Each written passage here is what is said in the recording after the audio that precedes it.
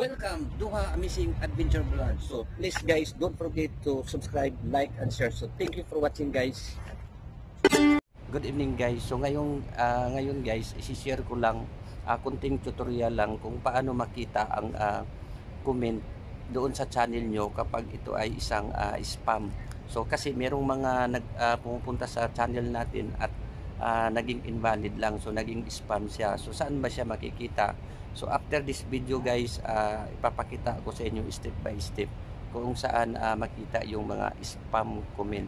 So unang-una guys, alam natin guys na pag nagko-comment tayo doon sa channel or pumupunta tayo doon sa mga channel, dapat naayon doon sa video kung ano ang nakikita natin sa video.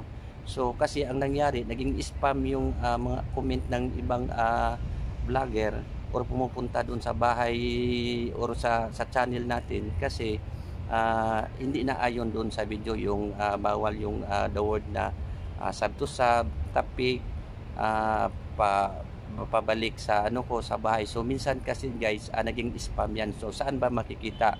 Ngayon ipapakita ko guys kung saan makikita yung spam comment para alam nyo kung sino yung mga na-spam. So thank you for watching guys.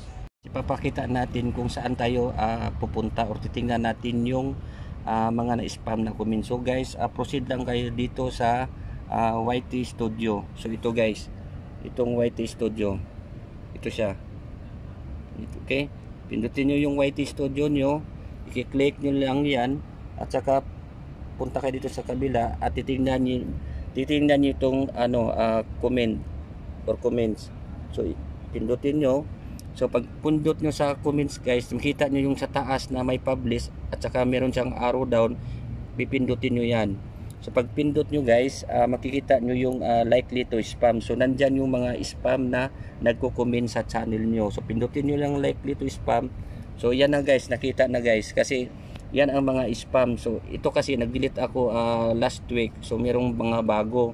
So ang gawin nyo guys, itong mga kung gusto nyo i-approve yung comment niya, pwede naman i-approve yung may check.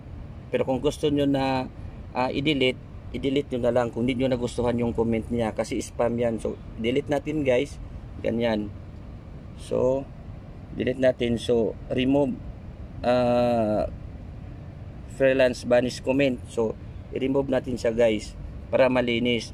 Tapos meron din sa kabila ito, very nice videos of your channel. So kung sa palagay nyo guys na okay naman yung niya comment, pwede nyo i-approve check. Pero kung di nyo nagustuhan yung comment niya kasi spam to, so i-delete pa rin natin. Okay, so ganun lang kadali hanapin or titingnan yung spam. So guys, kasi alam natin ang sa YouTube merong mga bawal si Lolo. Minsan hindi nagustuhan ni Lolo yung comment kaya napupunta sa spam. So ang una nyong gawin lang guys, punta kayo doon sa YT Studio nyo at punta kayo dito sa comment section at i-click nyo yung likely publish, din likely to be spam. So makita nyo guys yung mga spam na mga comment. So yun lang guys, thank you for watching and please don't forget to subscribe my channel, like and share. So thank you guys.